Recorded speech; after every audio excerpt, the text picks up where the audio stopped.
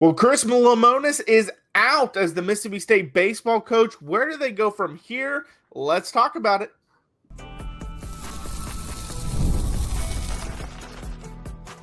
You are Locked On Mississippi State, your daily podcast on the Mississippi State Bulldogs, part of the Locked On Podcast Network, your team every day.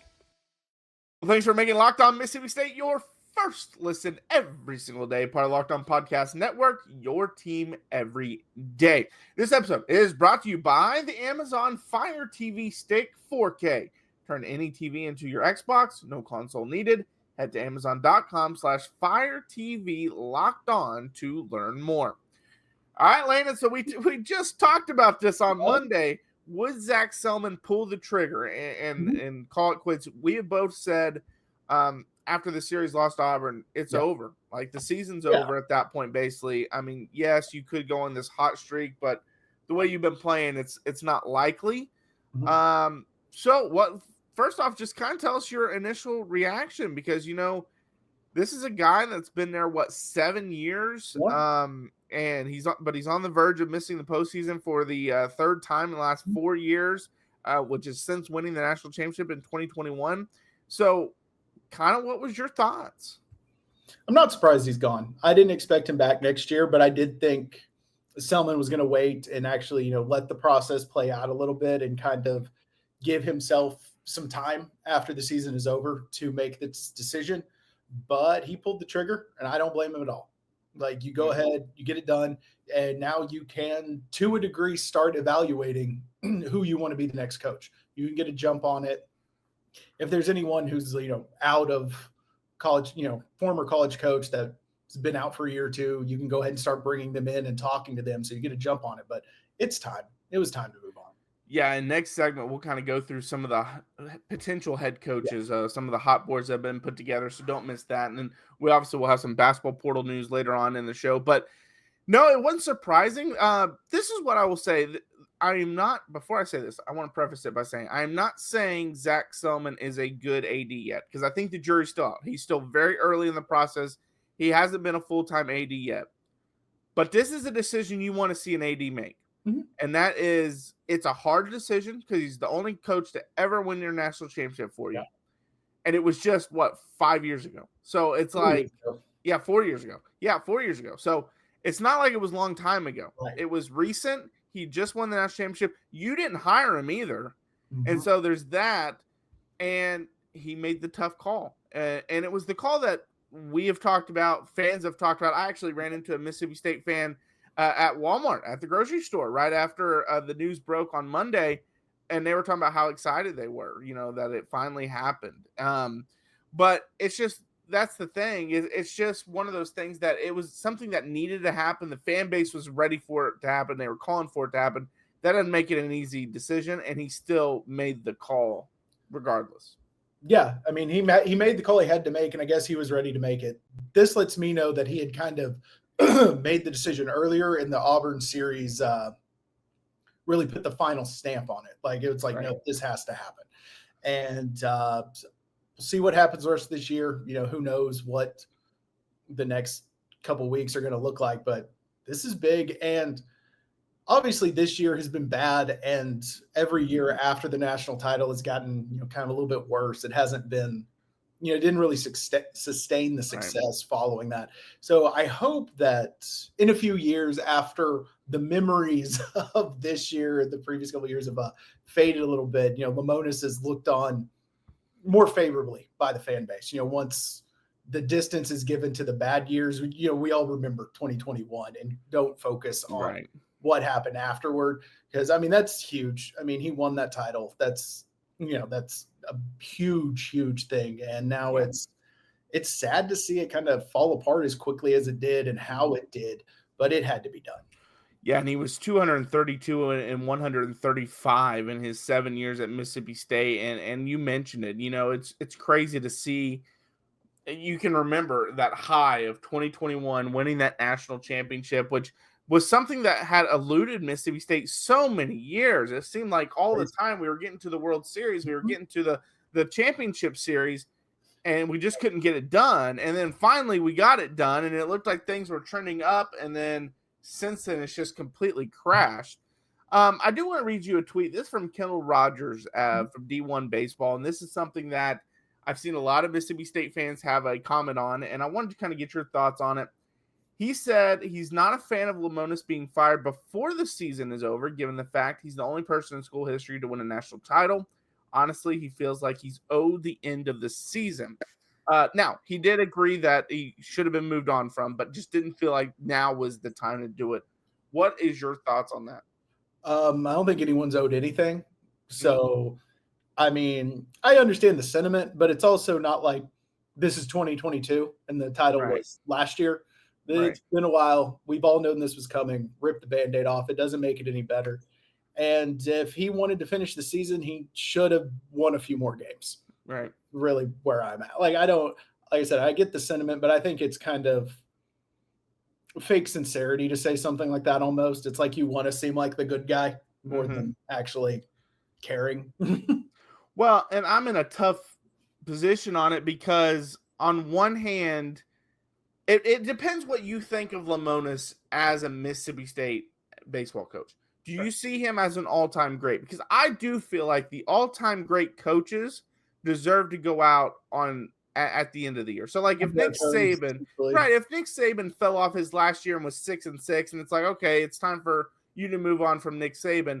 Saban should get the chance to finish the year and retire. And I'm not saying he's on the same level as Lemonis, but there's been other like historic coaches at schools that they should be able to be like, okay, let's finish the season. So, and then we can save face and he retires or he leaves and goes to another job or something like that. And so it really just depends what you think of Lemonis. I don't think he's an all-time great baseball coach at Mississippi State. And it's weird to say that because he's the only one to win the national championship. Yeah. But I don't think his record shows that he's an all-time great coach at Mississippi State. He was a good coach. He took a bunch of players that, he didn't really recruit. Some of them he didn't recruit, and he took them and got the championship, and Mississippi State fans will always be thankful. But, like Gary Patterson had a couple rough years in his last couple years at TCU, and it was like you knew he was getting fired or going to retire or something at the end of that year. They let him play it out, and kind of, which I think he ended up actually stepping down right before the last game or something like that. But it was on his terms. Yeah. He got to make that decision. But he's an all-time great at TCU, arguably the best coach at TCU. Yeah. So it's a little different. Yeah, like I said, I understand like the argument to be made, but as an athletic director, when you're dealing with someone who the argument could be made that they deserve that, it's your job to do what's in best interest of the program. And if you and other people within the athletic department think the best interest of this program is to get him out of the building today, then who cares about anything else? No one, like if you nailed this next hire and they, have even more success, no one is going to remember Chris Lemonis' career as being, oh, he was fired 3 weeks before the season ended. It's going to be, oh, we won a title in 2021 with him. Things got bad after that, but remember that title? No one's going to remember when he was fired. The only way that goes bad is if you mess up this next hire and it gets even worse, then people start to question your decision making, which leads back to when this decision was made. Yeah, and the one thing I do hate about that tweet, that's assuming we know that that's what happened. Because what if they met and Lemonis says, yeah, if you're going to let me go, I'd rather just go now. Go now. Yeah. Who knows if that was the conversation? Maybe they had the conversation that, hey, we've thought about we're going to move on from you after this season. And Lemonis might have said, well, just do it now. That helps me find another job. Whatever it is, helps you like try to salvage a class or start building a class for the next class. Whatever it is, helps you start the process of looking around. You never know what conversation happened. And so the one thing I hate about that tweet is that's assuming that he just walked in and said, all right, you're gone. We'll see you later. And you don't know. Yeah, it could have been semi-mutual, like you mentioned, with, hey, we're going to move on after this year. No, I'm out now. Like, and I've seen it where he's gone into the office and been like, I think, but the coach has said it's in our best interest, both of us, to move on because it's just I love this program so much and it's just not working out. And he could have done that. We don't know. Yeah, I'm just saying if someone came and told me in my job I was losing it in 3 weeks, I'm not doing that job for the next Yeah, right. weeks. If they want to pay me to sit there, I'll still do it, but I'm not Right. going to actually keep putting in the work. So I could see him being like, no, I'm out. And, whatever it is, like I said, I just kind of hope that once we get some distance from here, that he's remembered more for 2021, which I'm sure he will be, but it's going to take a little time with how ugly it's gotten, which you can see in the comments, just how ugly everyone was for him to move on. So I just do hope once we get some distance, we remember that versus how it ended. I agree. Fans, you got your wish. He's gone. It's something that needed to happen, which we had talked about. But at this point, instead of seeing all the negative stuff, all the negative comments about him, start remembering the fun times and that it's now over. And he's moved on, and now you got to find the next coach. Speaking of that, there's a hot list put out. So we will go into that. That's coming up. But there's nothing like the atmosphere of an NBA playoff game. Every bucket, every defensive stop, every moment feels huge. It's electric in the arena. And with Game Time, you can be part of it without the stress of last-minute ticket hunting. Game Time makes it fast and easy to get playoff tickets, even when demand is sky high. Prices on the app actually go down as tip-off gets closer, and their last-minute deals can save you up to 60%. But it's not just for sporting events. Last-minute deals that save you up to 60% off buying last minute. Those also goes for concerts, comedy, theater, and like I said, all the sporting events and more. The all-in pricing means no surprise fees at checkout. What you see is what you pay. Take the guesswork out of buying tickets with Game Time. Download the Game Time app, create an account, and use code LOCKEDONCollege for $20 off your first purchase. Terms apply. Again, create an account and redeem code LOCKEDONCOLLEGE for $20 off. Download Game Time today. Last minute tickets, lowest price guaranteed. All right, well, thanks for listening to Locked On Mississippi State and making it your first listen every single day. Part of Locked On Podcast Network, your team every day. All right, Landon, let's get into it. Maroon and White Daily has put out a hot list. This is over on On3, so check out their website. I'm going to list some of the names that they've listed off. I've also heard some other names be floated around as possible coaching candidates. But let's just kind of go through the ones that they came up with. Wes Johnson, who's the head coach at Georgia. He's been a head coach for 2 years. He's 78-28 and has made one super regional. He spent 16 years as a pitching coach with stops at Dallas Baptist, MSU, Arkansas, LSU, and the Minnesota Twins. So definitely has a long history. And then Nick Mingion, who's the head coach of Kentucky. He's been there 9 years. He's 287 and 181. He's made 3 regionals, 3 super regionals, and 1 College World Series. And they were the SEC regular season champions. That was last year. Chris Pollard is the head coach at Duke.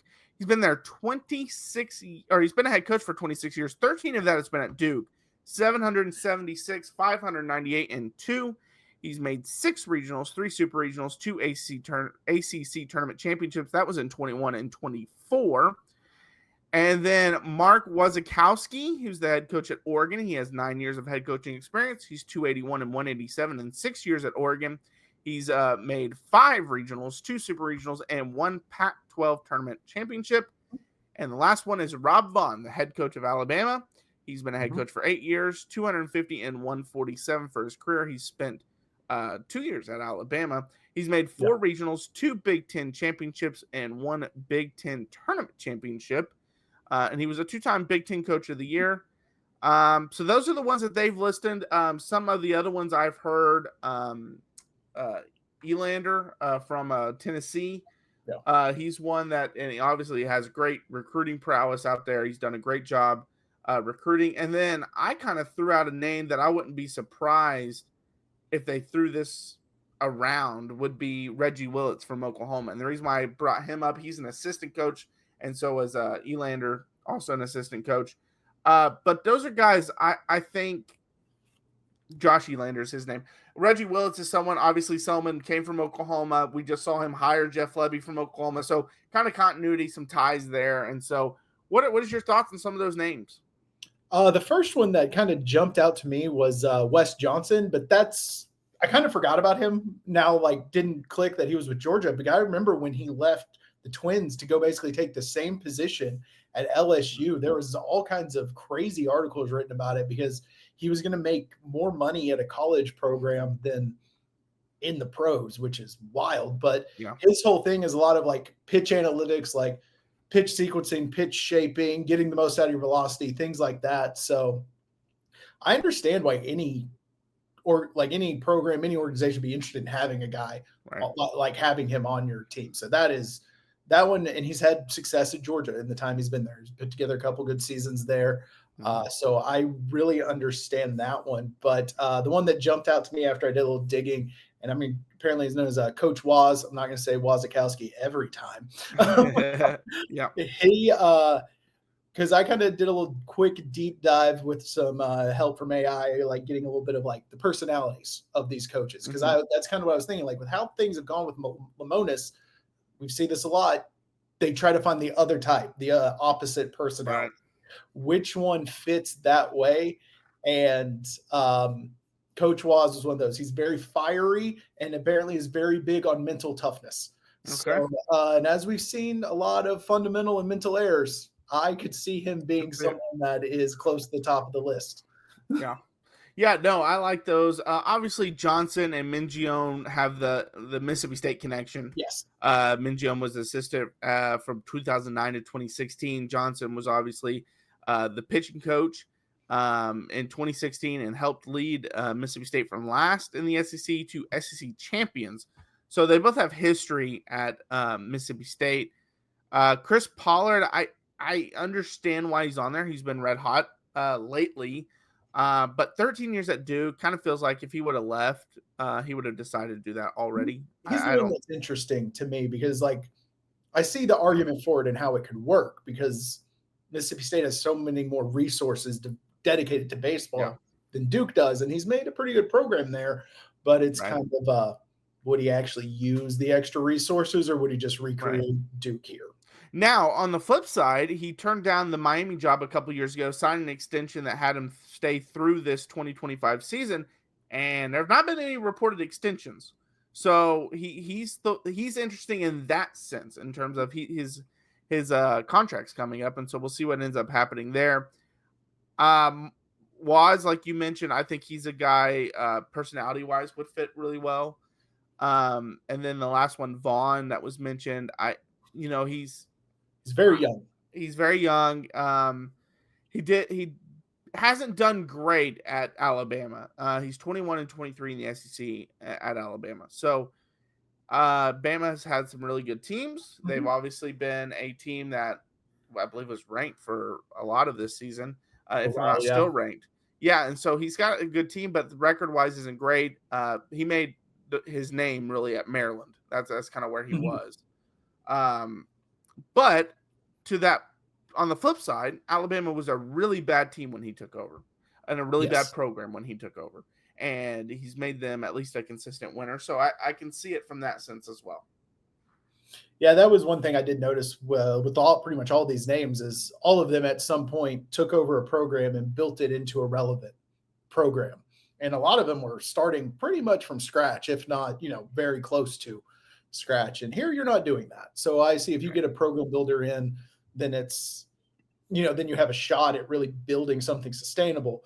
And one thing I always think about when someone's fired toward the end of the year is the interim coach getting great results and them choosing to just give the job to the interim coach. What percentage would you actually give that happening? Justin Parker getting the job if this team goes on some crazy. Well, we already talked about, what was it? Monday's podcast. Yeah, we literally talked about it Monday where it's been pitching lately and the pitching decisions leaving relievers in. So I just don't see it. I don't know how you can keep anyone on this staff, honestly. Let's say they go on a crazy run though. This team wins out, they get into a super regional. You keeping him? Hey, I'm not keeping him, but I will say this. I am interested to see what do they do the rest of the season because they do have some winnable games coming up. We mentioned that. They have winnable series coming up. So I'm kind of interested to see how do they finish here. Yeah, me too. And that's just something I always think about because we see teams make that decision way too often, and it's always the wrong one, keeping the interim coach. That never works out. And so I was like, man, that is worst case scenario. If you fire Lemonis and then this team catches fire for the next month and makes a run. Now, here's a question for you. This firing comes at a very interesting time. Why do I say that? Who do they play this weekend? They play Kentucky. Mingion. That is you get a job interview right off the bat, right? With Mingion. So did they make that move because they know he's coming into town? I don't know. Have a little conversation with them off the side, an informal interview kind of thing, just gauge some interest. Because it is at home. It's a home series. So he's coming to Mississippi State. I don't know. I just kind of find the firing interesting in that sense. Yeah. Well, just float some conspiracy theories out here. We'll see what ends up happening. But, all right, we got to go to our next segment. We got to talk about some basketball transfer portal. We've had so much going on. We haven't been able to talk about this news, and it was a big one. We'll talk about that coming up next. The NBA playoffs are here, and FanDuel is giving new customers an incredible way to get in on the action. Right now, when you join FanDuel and place your first $5 bet, you'll get $250 in bonus bets if your bet wins. And I love how FanDuel makes betting so easy, whether it's picking my favorite team or diving into player props. From three-pointers to steals to assists, FanDuel has so many ways to bet your favorite player props.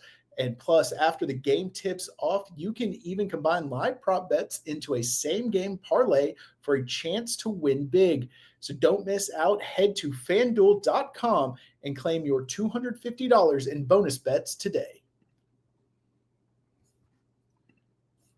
All right, well, thanks for making Locked On Mississippi State your first listen every single day, part of the Locked On Podcast Network, your team every day. All right, like I said before the break, we had a basketball transfer portal edition. Jaden Epps, who was a guard who played his career at Georgetown for 2 years and then also spent one season at Illinois. In his sophomore season at Georgetown, he averaged 18.5 points, 4.2 assists, shot 39% from the field, 30% from three. Then in his junior season, he shot 39% from the field, 34% from three, and averaged 12.8 points per game. Obviously, this is a guy that can score the basketball. He has a career of doing that, but he's another 6'2" guard. So that was my first thought, was 6'2" guard and doesn't shoot that good from three. Like, he's fine. Or the field. Yeah, it's kind of like we're really putting a hat on a hat here with some of these guys that are coming in from the portal. Now, with that being said, if he wants to come, you take him because he's a good player. This is not like he's a very good player. Glad he's here, but it's kind of confusing. You need some size on this team, and they just keep bringing in these smaller guards. It's not even, like a 6'4" guard that you feel good playing with one of these small guards. It's just another small guard. So I guess we're going to be running some real small ball here. Yeah, and he was a high 4-star, top 50 player coming out of high school. He's listed as a combo guard, so he's going to play your shooting guard most likely. But yeah, again, he's small, and you got Hubbard who's small, and you got McGee who's small. So they have one roster spot. Right. They got one roster spot left. It's got to be a forward at this point, especially when you lost Walters. You have to get someone to go with Acre. Yeah, the next guy's got to be minimum 6'8". Really? You're at that point. It really is, because, you have a lot of 1-2s and a couple 3s, not a lot of 4s and 5s. Right. And I will say this, applaud Chris Jans because they got destroyed by the portal early on, and he's made some really good strides. Epps is another really good piece. McGee was a really good piece. Acre was a really good piece. Quincy Ballard was a really good piece. Like they've added some really good pieces. They made a lot of good moves. They have. It's just they didn't take size into account on a lot of this, and so. But it's like weird because like their 4s and 5s are pretty tall, but their 1s and 2s are really small, and you don't really. Your 3 is probably going to be a high school kid at this point. Amir, or Amir could be. I was thinking he might play more 4 with being 6'9", but yeah, he might have to play the 3 because you got to have some size out there. Because if he's not playing 3, what do you do? Run 3 guys 6'2" and under right out there. That will be a disaster, especially defensively. So overall, great addition though, because like I said, this guy can fill it up, and we don't know. It could have been one of those things that Georgetown didn't have much on their team, and that's why his percentage isn't great, because he's having to take a lot of forced shots. Yeah. You just never know. I mean, I think Hubbard is a lot better shooter than what his percentage indicates, but it is that because there's not a lot of shooting around him. Right. And Georgetown went 9-23 2 years ago, 18-16 last year. So it's not like Epps had a ton of talent around him either. Yeah, I mean, he's a good player. Nothing negative said is directed at him as a player. It's just more his fit on the team is a little interesting, a little confusing. You want to see how that plays out. But him individually, I'm very excited about seeing what he can do. It's just I wonder who else is going to be on that court sometimes. Right. Yeah, for sure. All right, well, thanks for making Locked On Mississippi State your first listen today. For your second listen, check out The Portal Show. Brian Smith has the latest rumors, portal entries, and signings. Be the most informed fan on the rapid changes to the college football landscape. Find The Portal on YouTube or wherever you listen to podcasts. And just real quick, if you came here to listen to some football talk, we're doing a full episode on football on Wednesday. We had it all lined out to talk about it today, but obviously the Lemonis news popped off, and that was get fired. Yeah, that's the big one. So that one had to take priority. So if you came to listen to football, don't worry. We will be talking about it every segment for Wednesday's show. So you don't want to miss out on that. I'm Jaron. Check out my work over on Athlon Sports. A lot of college football right now. I even wrote some college basketball this week. So check out that. That's Landon. Follow us, Locked On Mississippi State, over on YouTube. We're on Twitter, we're on Instagram, and we're on TikTok. We're posting daily videos Monday through Friday on all those platforms, so make sure to check those out. We're also posting polls. I wanted to mention this. We put questions in the comments of each video, so comment on that, but we also post another question, and we would love your feedback on some of that. But yes, hit that like, hit the subscribe, tell your friends, all that fun stuff. And until next time, Hail State. Hail State.